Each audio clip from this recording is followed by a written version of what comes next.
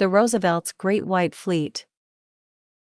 The Great White Fleet was a well-known nickname for a group of United States Navy battleships that completed a journey around the globe from December 1907 to February 1909, by President Theodore Roosevelt's order. He sent the Great White Fleet, consisting of 14,500 sailors on 16 battleships and accompanying vessels, around the world for 14 months. Called the Great White Fleet because the ships were painted white instead of modern gray, the fleet covered 43,000 miles and made 20 port calls on 6 different continents. From Roosevelt's perspective, however, the voyage of the Great White Fleet was first and foremost an opportunity for flexing the country's new naval muscles. The United States had long been an important economic power. Indeed, in the 1890s, it had surpassed Great Britain as the nation with the world's highest GDP, and by 1900 it was the world's largest producer of steel. Before Roosevelt's presidency, the country was not yet considered a major player on the world stage. While U.S. forces had proven capable of defeating the decrepit Kingdom of Spain in 1898, its small army and navy were no match for those of great powers such as Great Britain, France, or Germany. However, Congress had begun to appropriate significant funds for naval expansion in the 1880s, and by the turn of the century, the United States finally had a modern battle fleet. In Roosevelt's mind, it was time to show it off. Its mission was to make friendly courtesy visits to numerous countries while displaying new U.S. naval power to the world. Another goal was to deter a threatened war with Japan, since tensions were high in 1907. Roosevelt was most concerned about Japan. In the course of less than a half-century, Japan had gone from a semi-feudal agricultural country to an industrial power with a modern army and navy. In a letter he wrote on February 8, 1909, as the Great White Fleet was making its way across the Atlantic, the president warned that Japan was the only country he worried that the United States might have to fight in the near future. The fleet familiarized the 14,500 officers and men with the logistical and planning needs for extended fleet action far from home. It consisted of 16 battleships divided into 2 squadrons and various small escorts. Roosevelt sought to demonstrate growing American military power and blue water navy capability. Operationally, the voyage provided thorough sea training for both the officers and men and led to improvements in coal economy, formation steaming, and gunnery. Planning for the proposed voyage required a full assessment of the U.S. Navy's facilities on the West Coast as well as across the Pacific. The former was of particular importance. It was expected the fleet would require a complete refit and overhaul after steaming around South America. The Panama Canal was not yet open. After long neglecting the Navy, Congress started generous appropriations in the late 1880s. It began with just 90 small ships, over one-third of them wooden and obsolete. The Navy quickly added new steel fighting vessels. As a result, the Armada was by far the largest and most powerful fleet that had ever circled the globe. President Roosevelt dispatched 16 U.S. Navy battleships of the Atlantic Fleet on a worldwide circumnavigation voyage from December 1907 to February 1909. The fleet deployment served several purposes. First, as the fleet visited various countries and harbors, it was ostensibly used to display American goodwill. The United States first took part in these events in 1902, when Roosevelt invited Kaiser Wilhelm II of Germany to send a squadron to New York City as a courtesy call.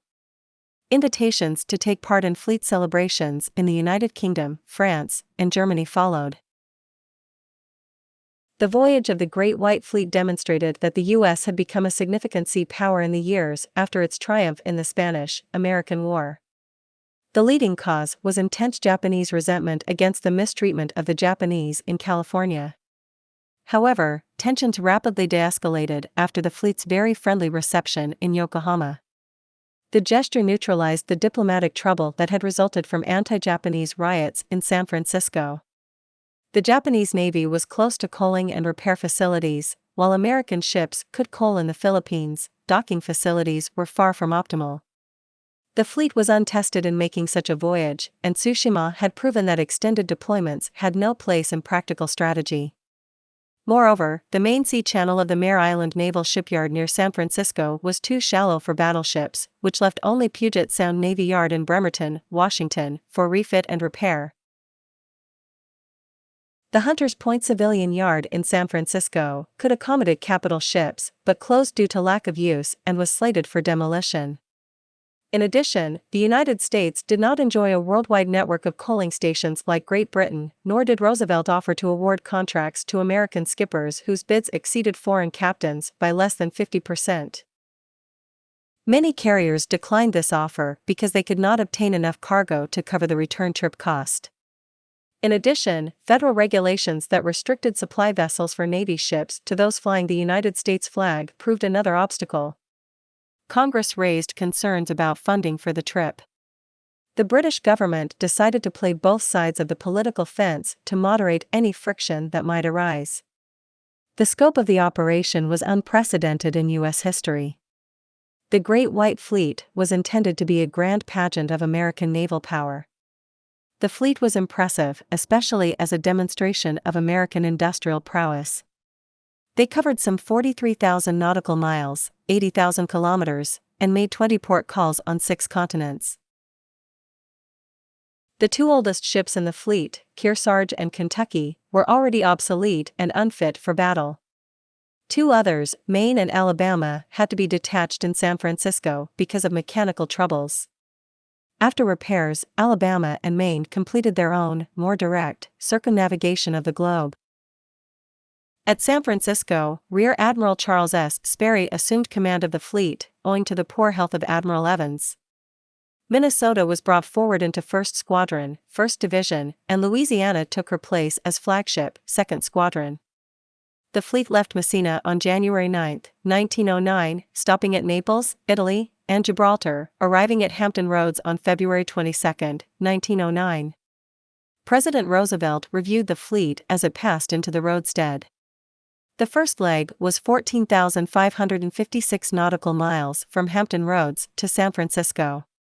The fleet arrived in Seattle on May 23 and departed on May 27, 1908. Next, the 16 battleships steamed into the Puget Sound, where they separated to visit 6 Washington state ports: Bellingham, Bremerton, Port Angeles, Port Townsend, Seattle, and Tacoma. The final leg ran from Manila to Hampton Roads, 12,455 nautical miles, 23,067 kilometers. The cruise provided practical experience for U.S. naval personnel in sea duty and ship handling. It also showed the viability of U.S. warships for long-range operations, as no significant mechanical mishaps occurred. The South Carolina-class battleship was laid down in 1906 and entered service in 1910 as the first American dreadnought. It was coal-fired. Admiral Evans concluded that the standard 8-foot, 2.4 meters, width of belt armor was inadequate. In addition, the bottom of the battleship's side armor was visible when fully loaded, and the ships were vulnerable to shells that might hit beneath it to reach their machinery. Besides, the voyage led to several changes in ship design, including the elimination of guns near the waterline, the removal of old-style fighting tops, as well as improvements to ventilation systems and crew housing. President Roosevelt placed responsibility for U.S. battleship design on the General Board of the United States Navy. This gave line officers and planners direct input and control over warship design. The Great White Fleet resulted from Roosevelt's determination to build a modern navy and flex American military muscle. The Great White Fleet was an essential show of America's naval power to the rest of the world. Within 2 weeks of the fleet docking in Hampton Roads in February 1909, Roosevelt left the presidency. However, the Great White Fleet's victorious return and completion of its mission added luster to Roosevelt's presidential career. It was also a significant event in the presidency of Theodore Roosevelt.